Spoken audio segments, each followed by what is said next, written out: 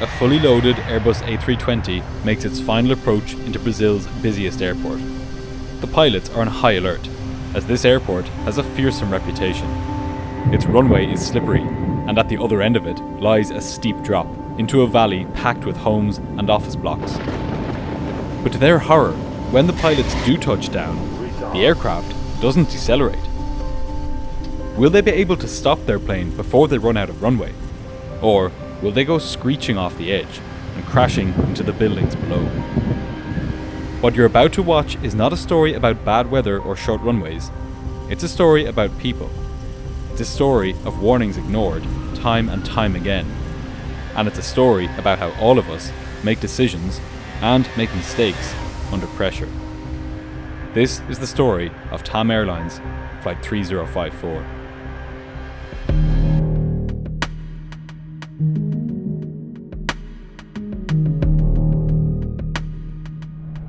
On July 17, 2007, 181 passengers boarded an Airbus A320 operated by TAM Airlines at Porto Alegre in the south of Brazil. Their destination was Sao Paulo, just 90 minutes flying time to the north. Most of the passengers were Brazilian, though there were several other nationalities on board, including 2 passengers from France, 2 Argentinians, 2 from South Africa, a Portuguese citizen, a Swede, a Peruvian national, and 1 passenger from the United States. The aircraft they were flying on was 9 years old and had a clean bill of health apart from an issue with one of its engines, which we'll return to in a moment. There were 6 crew members on board, 4 cabin crew and 2 pilots. This crew had just flown the aircraft in from Sao Paulo that afternoon and were now operating the return journey. In charge of the flight was 53-year-old Captain Henrique Stefanini de Sacco. De Sacco was a veteran pilot with over 30 years of experience and almost 14,000 flying hours under his belt. More than 2,000 of these hours were on the Airbus A320. His colleagues described him as calm, sensible, studious, and competent. However, he was also considered by them to be of average ability as a pilot. During training and checking, his instructors found that he demonstrated little flexibility when adapting to changes, and was sometimes slow to make decisions in emergencies. He tried to make up for this by learning the procedures inside out, and sticking to them rigidly. But on this night, the shortfalls of this approach would become apparent. Sitting to his right was another captain, 54-year-old Kleber Aguilar Lima.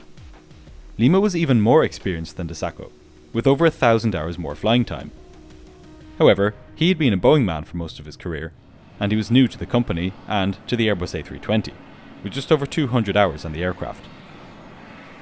It might seem like having 2 captains at the helm would make this flight even safer than usual.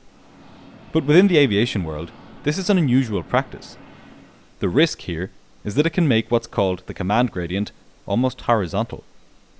With neither pilot feeling like they are ultimately the authority on the flight, confusion can emerge as to who is actually leading the operation. Especially in emergency situations when a clear chain of command is vital, this confusion can be fatal. The reason for this unusual pairing was that TAM Airlines was growing rapidly. It was now Brazil's second biggest domestic airline, having doubled in size in just the past 4 years. In its frantic hiring spree, it had taken on too many captains and too few first officers. We'll see the effects this would have on this night as the flight progresses. At just after 5 o'clock in the evening local time, boarding was finished and the doors were closed. The aircraft was packed. Not a single seat was free. Even the 2 observer seats in the cockpit behind the pilots were occupied by off-duty staff members. The flight had been loaded with 2.5 tons more fuel than it needed, because fuel was cheaper in Porto Alegre than it was in Sao Paulo, where the flight was headed. The pilots were happy to have this extra fuel. Their route was flanked with thunderstorms, and conditions weren't great in Sao Paulo either. Though it wasn't intended to be used for this purpose, the extra fuel would give them extra time in the air to avoid bad weather, or to divert if they needed to. When all was set, Flight 3054 was pushed back from its stand at Porto Alegre. The pilots started their engines, and Captain de Sacco began taxiing out to the runway. He would be flying the aircraft to Sao Paulo, while Captain Lima operated the radios and did the paperwork. At 20 minutes past 5, DeSacco lined up on the runway and received takeoff clearance. 1 knot, check. Moments later, Flight 3054 was airborne and turning north towards Sao Paulo. Initially, the pilots were cleared to climb to flight level 210, about 21,000 feet.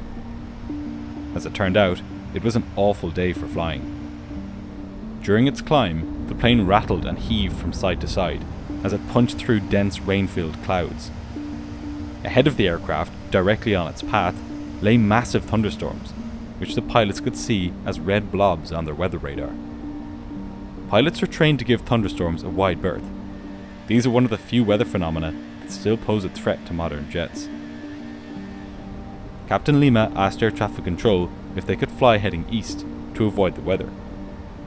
This was approved, and DeSacco began turning the plane.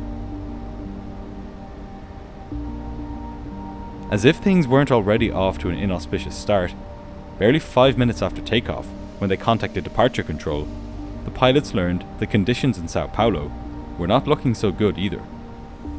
It had rained heavily there, and there was now standing water on the runway. Even in the best of times, landing at Sao Paulo was a test of a pilot's skill and of their nerve. The airport was notorious for its short runway, and its unfortunate location, right in the middle of the city, meant that there was zero room for error. Pilots often likened landing there to landing on an aircraft carrier. This fearsome reputation wasn't helped by the fact that the runway itself was not grooved, so any rainwater collected in pools rather than being drained off to the side. The danger posed by this runway was not just hypothetical. Just the previous day, an aircraft had hydroplaned off the left-hand side of the runway, crashing into a concrete box and a light pole before skidding to a stop on the grass. Miraculously, everyone on board survived, but the aircraft itself was damaged beyond repair. As they climbed out of Porto Alegre, the pilots of Flight 3054 were well aware of this accident. But this creeping unease only formed the backdrop of their thoughts as they climbed to flight level 210. Their immediate concern was the biblical weather they were being battered by. They were surrounded on all sides by dense rain-filled clouds with massive updrafts and downdrafts. Still on their requested heading of 090, they now began to encounter severe turbulence. The passengers were being forced violently against their seatbelts as the aircraft rolled and pitched and as its airspeed fluctuated erratically. Anything not strapped down was thrown around the cabin. The captain left the autopilot in, but it was struggling to control the plane as powerful drafts of air tossed the aircraft up and down. The crew asked for a further turn to the right, to a heading of 120 degrees, to get out of the worst of the weather. This was granted, and DeSacco began turning the plane. Nobody on board knew it, but this wouldn't even come close to being the worst part of the flight.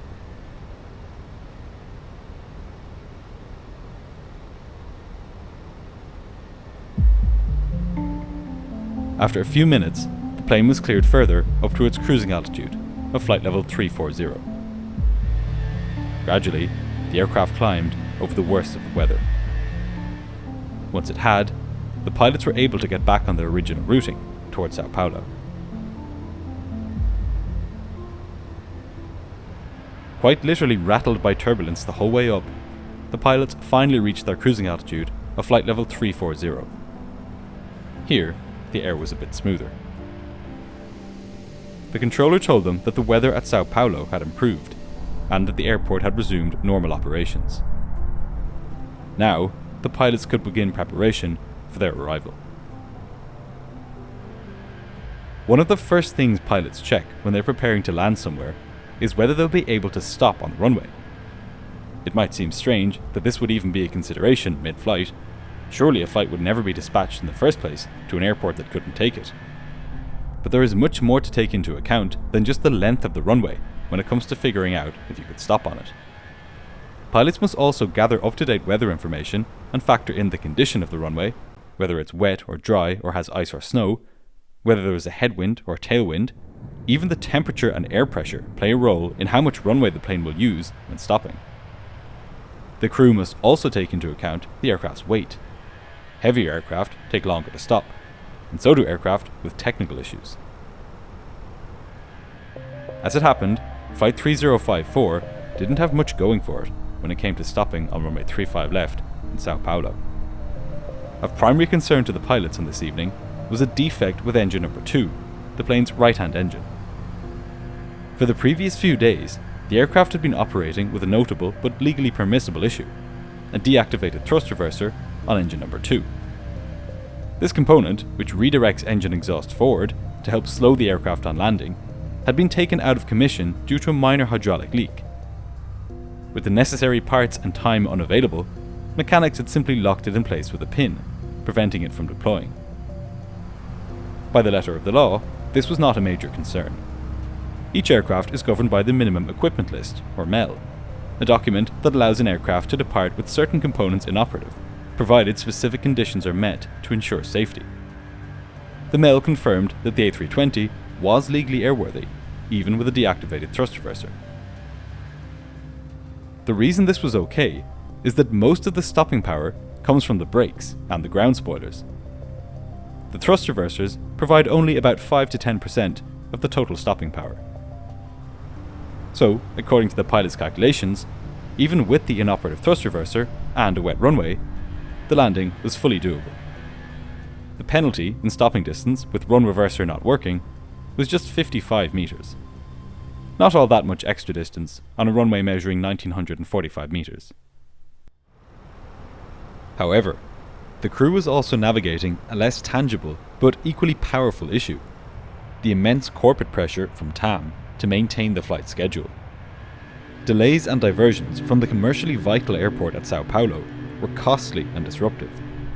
Pilots had complained repeatedly about the dangers of the airport, and the airline's management was well aware of the risks of landing in wet conditions there. But diversions were rare. The pressure to land was strong, and it was a subtle but real factor influencing every decision in the cockpit. The unwritten expectation from the airline was clear. Unless the weather made it absolutely impossible to get in, crews were to land at Sao Paulo, and not divert.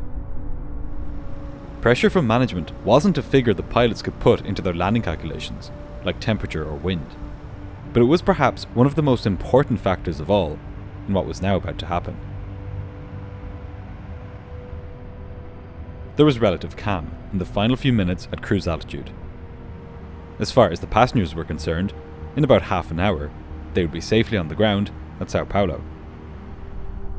The pilot's calculations had shown that even given the conditions at the airport and the condition of the aircraft, they would have enough room to stop on the runway, with plenty of margin to spare. At around 20 minutes past 6 that evening, Flight 3054 received its first descent clearance from air traffic control, and Captain DeSacco started down.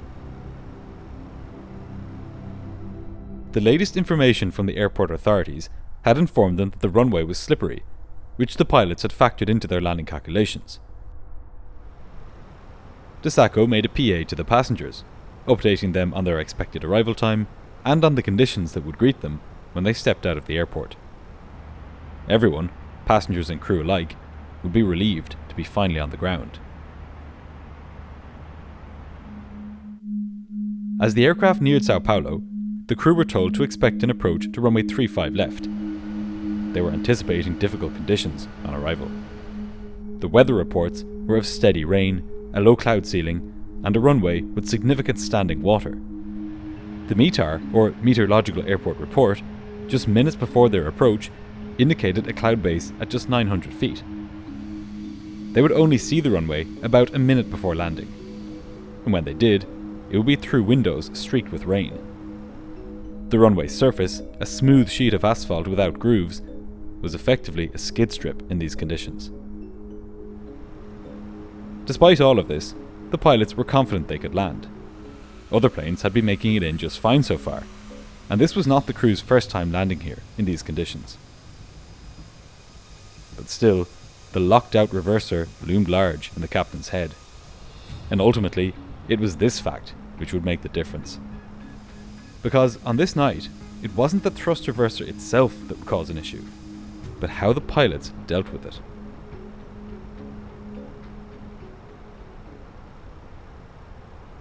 For the landing, the pilots would use full flaps, an approach speed of about 140 knots, with the auto brakes set to medium, the higher of the two settings, the ground spoilers, and reverse thrust on engine number 1. This kind of landing they had performed hundreds of times before, bar the inoperative thrust reverser. In aviation, when one system is inoperative, it places a greater reliance on the other systems to function perfectly. In this case, the locked-out thrust reverser placed a heavier burden on the wheel brakes and ground spoilers to perform flawlessly on the runway. And there was no reason to think that they wouldn't work flawlessly, as they had done thousands of times before. Normally, when landing an A320, as the plane passes through about 20 feet, the computer reminds the pilots to retard both thrust levers to the idle 30, position. 20. Retard. When the levers reach the idle position, this automated call-out stops, and the height countdown continues. 10. On touchdown, the pilot lifts these paddles here, which allows them to move the thrust levers further back from idle into the reverse position. This opens the thrust reverser doors and redirects the engine thrust forwards, helping the plane slow down. Once the plane senses that it's on the ground, with the thrust levers in the idle or reverse position, the ground spoilers deploy. These destroy the wing's ability to create lift, putting all of the aircraft's weight on the ground. 2 seconds after the spoilers have deployed, the auto brakes kick in, automatically slowing the plane down without any input needed from the pilots. It's a logical, sequential process, with each stopping mechanism leading to the deployment of the next stopping mechanism. When landing with the reverser inoperative, the procedure is exactly the same. That is, even though one engine has its reverser door physically locked in place, the pilot must bring both engine thrust levers into the reverse position anyway. The result is that one engine produces reverse thrust as normal, while the other continues producing idle thrust. This is exactly what the pilots had done earlier that day, when they landed at Porto Alegre. Doing it this way does have one problem though, and it was this problem which, through an unexpected chain of events, would lead to disaster on this evening. When you move a thrust lever into reverse thrust, the engine momentarily produces more thrust than it had been producing at idle. And because this happens before the reverser doors have opened, this thrust is shot out the back of the engine, as normal, which of course doesn't help with the stopping at all. In fact, this momentary increase in thrust is the reason that landing with run reverser inoperative adds 55 meters to the landing distance. Of course, if a pilot wanted to prevent this extra bump of thrust, they could simply just bring the engine with the working reverser into reverse thrust. This way, the other engine would stay at idle the whole time and wouldn't experience the temporary increase in thrust. And in fact, up until a few months previously, this had been the procedure prescribed by Airbus. So, why had Airbus changed the procedure if the older procedure actually led to a shorter stopping distance? Well, we're about to see why. Because either out of forgetfulness, or in a deliberate attempt to stop the plane sooner, Captain de Sacco was about to use the old procedure to stop the plane. That is, he would bring the engines to idle before touchdown, and then, once on the ground, he would open up the reverser on engine number 1 and leave engine 2 at idle. By 10 minutes to 7 that evening, Flight 3054 was lined up with runway 35 left at Sao Paulo. The autopilot was in, and both pilots were closely watching their instruments to make sure that they were staying on the correct profile. As of yet, they were not able to see the runway. The cloud base was 900 feet above the ground, so they knew that they would not see the runway until just about 1 minute before landing. The cabin crew were looking forward to being back on solid Earth. This was their last flight of the day. Once they had parked up safely at the gate, they would be able to go home. For the passengers, the moment of touchdown would be a relief, after the harrowing beginning of the flight. The first officer lowered the landing gear, armed the spoilers so that they would deploy automatically on landing, and turned on the lights. Finally, the plane broke out of the clouds. Through rain-streaked windscreens, the approach lights of runway 35 left came into view. The approach was stabilised. Captain DeSacco was on speed, on profile, and perfectly lined with the ILS. The tower cleared the flight to land. Despite the calculations showing that the plane would stop with ample room to spare, the pilots were still anxious. The captain asked the first officer to check with air traffic control whether the runway was slippery. The controller confirmed that it was. With all of this standing water, and with no grooves to help the drainage, the margin for error was razor thin. At the end of the runway lay a steep drop-off onto a busy road, a petrol station, and commercial and residential buildings. Now visual with the runway, the captain disconnected the autopilot and flew the last segment of the approach manually. The aircraft flew over a busy avenue before crossing the runway threshold at the correct height of about 50 feet. 50. The wind was a perfect headwind, and it was light, ideal for landing. Despite the rain making it harder to see, this was still a normal and stable approach. But in the next few moments, all of this would fall apart rapidly. The plane's computer counted down the final 30, few feet, and when the 20, computer called out, retard, the captain made a crucial mistake. Rather than bringing both thrust levers back to idle, and bringing just engine 1 into reverse, he only brought the thrust lever for engine 1 back to idle, leaving the engine 2 lever where it was. What this meant was that the auto thrust stayed connected, and its job was to keep the plane at its approach speed of about 140 knots. So, as engine 1 spooled down, and as the captain raised the nose to slow the plane's descent for touchdown, engine 2 spooled up, trying to keep the plane's speed. At 54 minutes past 6, Flight 3054 touched down. Only, it didn't touch down on tarmac. The aircraft literally began to skim along a thin film of water. It was now aquaplaning. The automatic retard call-out had stopped, even though one thrust lever still needed to be brought back to idle.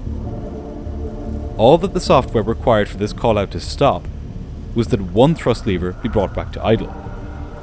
This design deprived the pilots of one more clue that all was not well with this landing.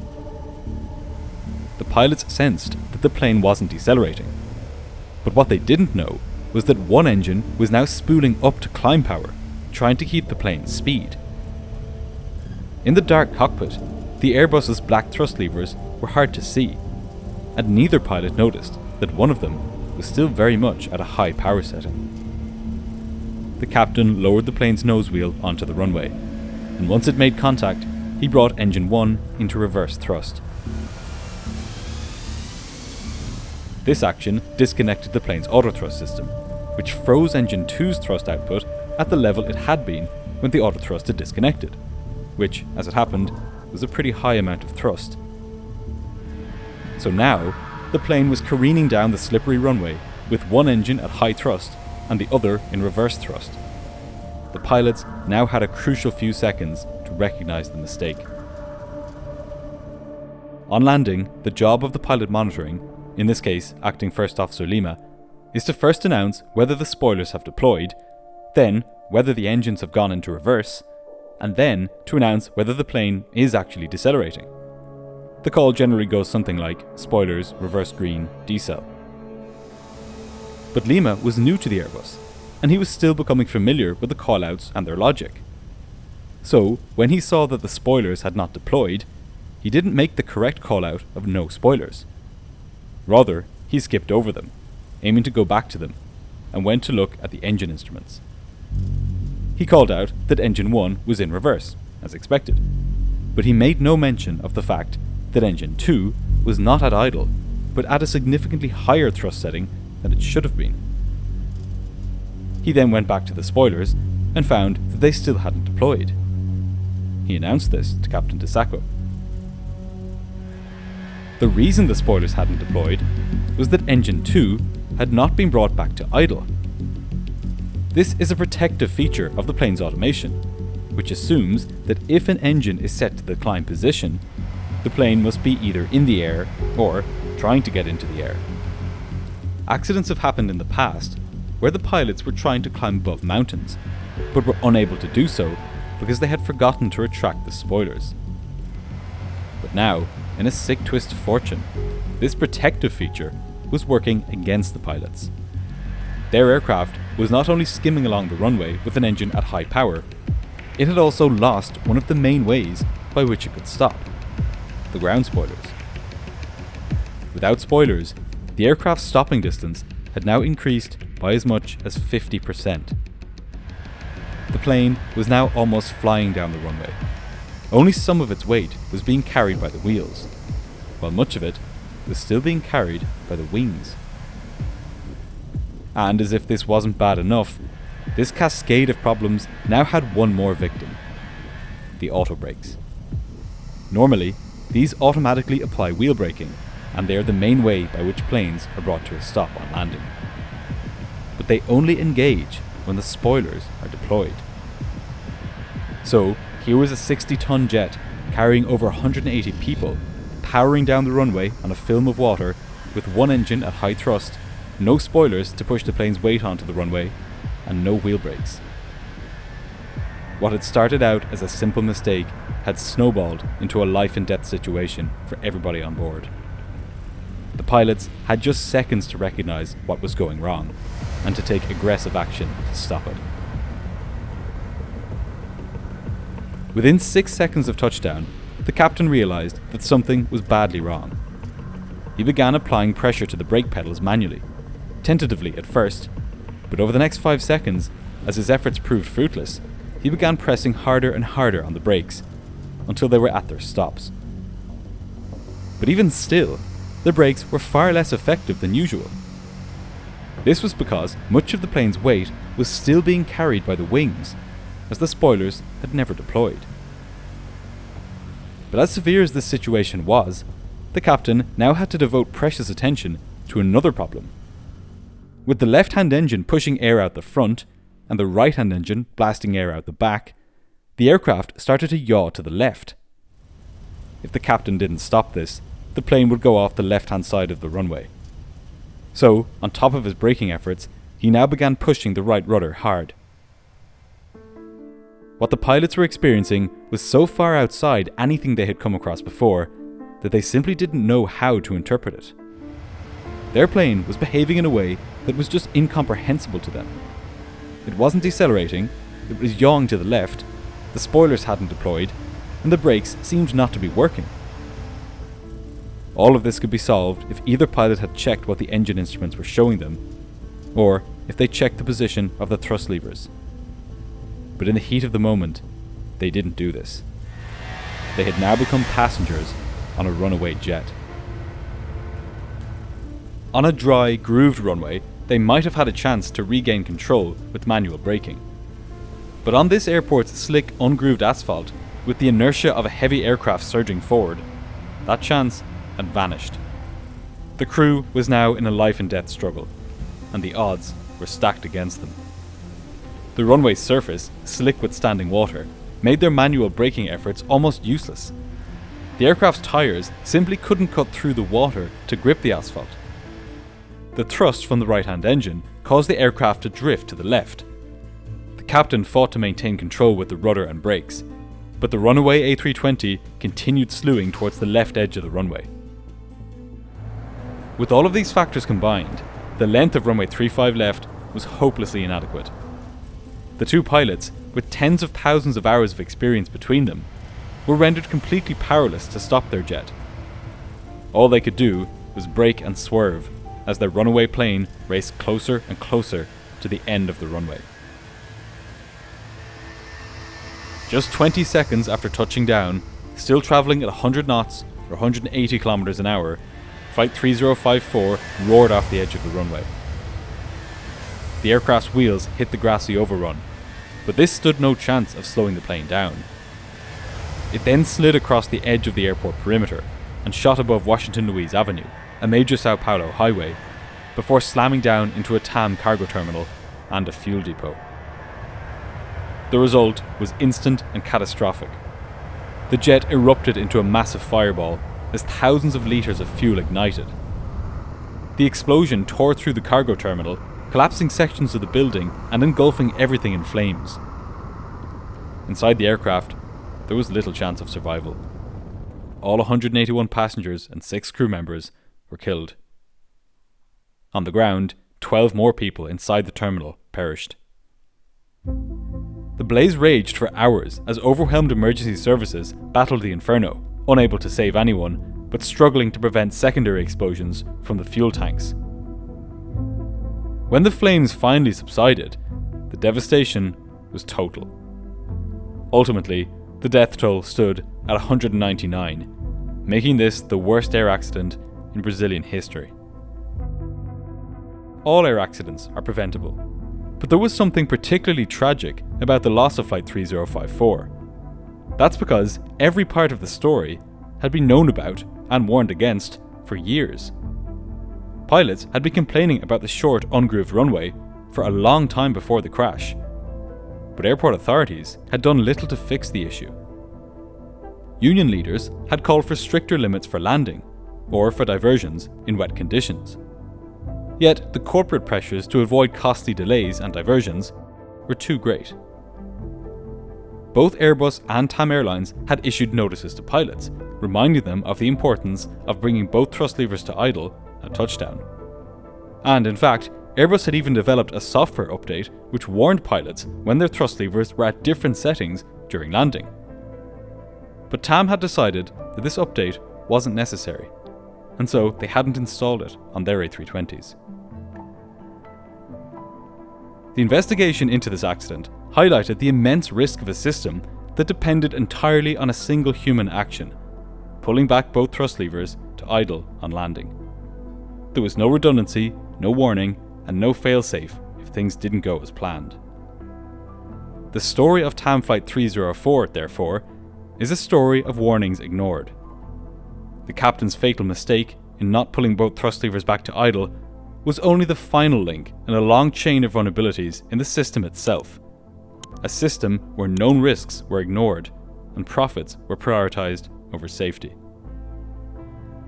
In the aftermath, the runway at Sao Paulo was finally grooved, and the Brazilian aviation system underwent a complete overhaul.